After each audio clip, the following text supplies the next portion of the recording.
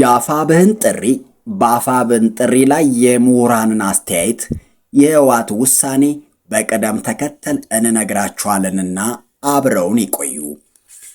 ከሚያዝያ 17 ቀን 2018 ዓ.ም ጀምሮ ደማቅና በአይነቱ ልዩ የሆነውን የህዝብ ንቅናቄ መድረኮችን በማከናወን ላይ የሚገኘው የአማራ ፋኖ ብሔራዊ ንቅናቄ ወይም አፋብኃን በውጭ ሀገር ለሚኖረው ዲያስፖራ ታሪካዊ ጥሪና ትብብር አድርጓል። አፋብኃን እንዲህም ሲል አጋርነቱንና ድጋፉን ሰልፍ ለማካሄድ ለተዘጋጀው ዲያስፖራ ማህበረሰብ ገልጿል።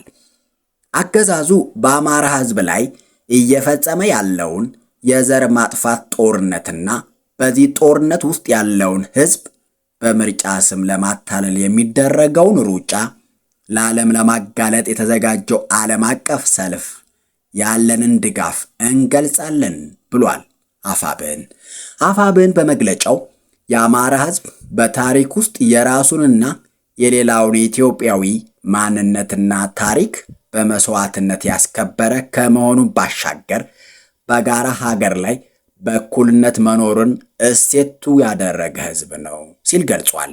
ይሁን እንጂ ከ8 ዓመታት በፊት በለውጥ ስም በድራማ ታጅቦ ወደ ስልጣን ላይ በወጣው የብልጽግና ዘር አጥፊ አገዛዝ አማካኝነት የህዝብ መዋቅራዊ የዘር ፍጅት ታውጆበት የህልውና አደጋ ውስጥ ይገኛል። በህዝቡ ላይ የሚፈጸመው ቀጥተኛም ጥቃቶች፣ የጦር ወንጀሎች፣ የሰላም እጦትና የመብት ጥሰቶች ከጊዜ ወደ ጊዜ እየጨመሩ መሆኑን አፋብኃን በመግለጫው አካቷል።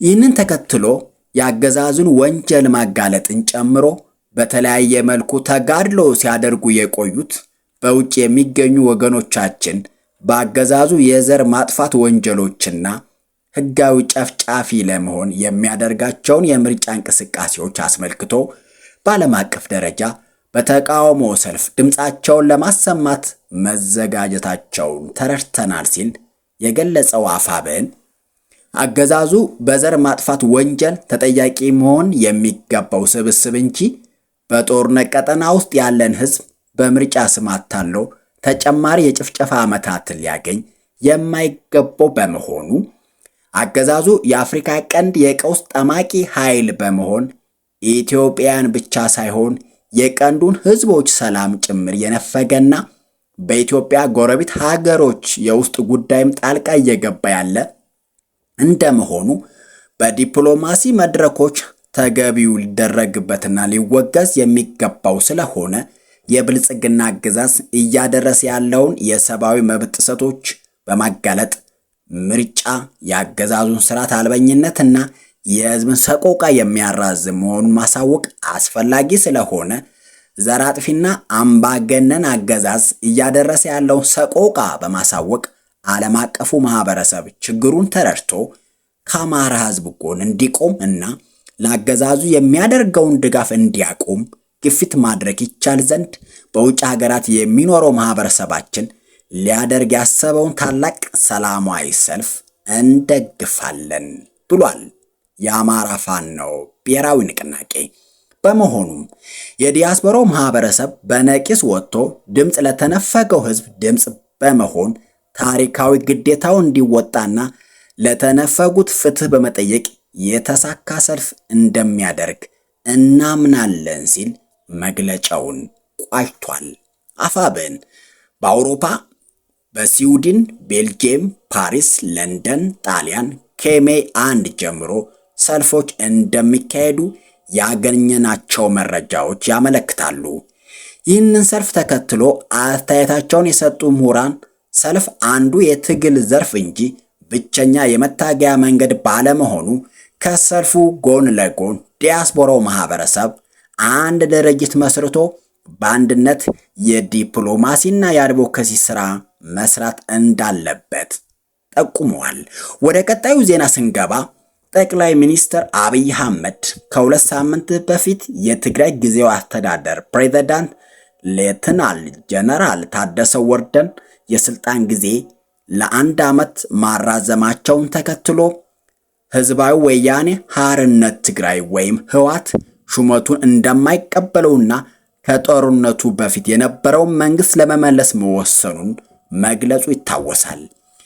የጠቅላይ ሚኒስትሩን ውሳኔ የተቃወመው ህወሓት በመጪው ሚያዝያ 23 ቀን 2018 ዓ.ም የክልሉን ምክር ቤት ስብሰባ እንደማይካሄድና አዲስ ፕሬዝዳንት ለመምረጥ ዝግጅት እያደረገ መሆኑን ዋዜማ ለጉዳዩ ቅርብ ከሆኑ ምንጮች ሰምታለች።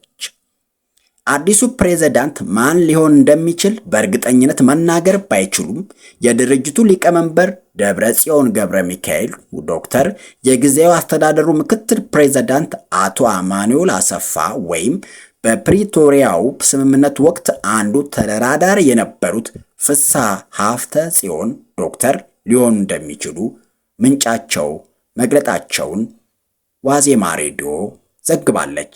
ከሰኞ ጀምሮ ለመጪው አርብ የምክር ቤት ጉባኤና ለምርጫ የሚያስፈልጉ ዝግጅቶች እየተደረጉ ሲሆን የህወሓትን ድርጅታዊ አቋም በተመለከተ ለበታች መዋቅር በሰፊው ማብራሪያ እየተሰጠ መሆኑ ቢያንስ ከ3 የትግራይ ከተሞች ያገኘነው መረጃ ያመላክታል ብላለች ዋዜማ ሬዲዮ።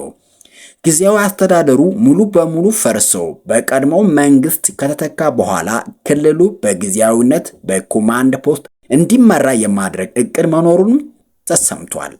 የቀድሞ መንግስት ሙሉ በሙሉ ወደ ስራ እስከሚገባ ድረስ በጊዜያዊ አስተዳደሩ ፕሬዝዳንት በኩል የሚሰጡ መመሪያዎች ተግባራዊ እንዳይሆኑ ቢወሰንም አገልግሎት ሰጪ ተቋማት ግን መደበኛ ስራቸው እንዲቀጥሉ መመሪያ መውረዱን ነው የተገለጸው። ድርጅቱ ከፌዴራል መንግስት ጋር የገባበትን ውጥረት ተከትሎም ከአንድ ወር በፊት ጀምሮ በሰሜኑ ጦርነት የተሳተፉና ትጥቅ የፈቱ የቀድሞ ተዋጊ ሰዎች ወደ ምድባቸው እንዲመለሱ ጥሪ ማድረጉን የገለጹት የዋዜማ ምንጮች በርካቶች ወደ ቀድሞ የምድባቸው መመለሳቸውንም ተዘግቧል። የጊዜያዊ አስተዳደሩ ፕሬዝዳንት ሌተናል ጀነራል ታደሰ ወረደ የህወሓትን እንቅስቃሴ እንደሚቃወሙት በመግለጽ አደገኛ መዘዝ ያመጣል ማለታቸው ይታወሳል። እናመሰግናለን።